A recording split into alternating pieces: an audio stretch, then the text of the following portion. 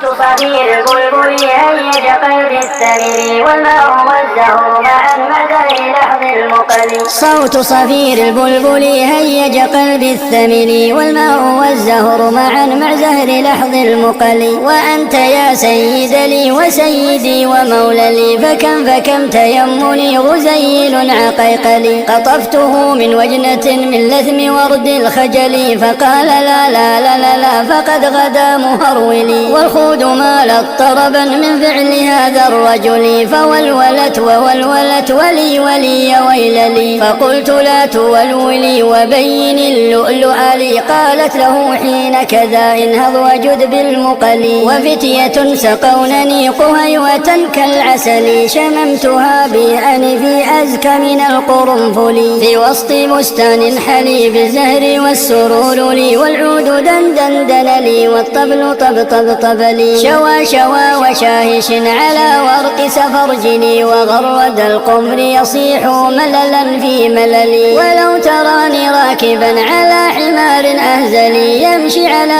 ثلاثة كمشية العرنجل. والناس ترجم جملي بالسوق بالقلقلل والكل كعكع خلفي ومن حويللي. لكن مشيت هاربا من خشية العقنقل إلى لقاء ملك معظم مبجل يأمر لي بخلعة حمراء كالدمدم لي أجر فيها ماشيا مبغددا للذيل. أنا الأديب الألمعي من حي أرض الموصل نظمت قطعا زخرفت يعجز عنها الأدبل. أقول في مطلعها صوت صفير البلبل صوت صفير البلبل صوت صفير البلبل. أقول في مطلعها صوت صفير البلبل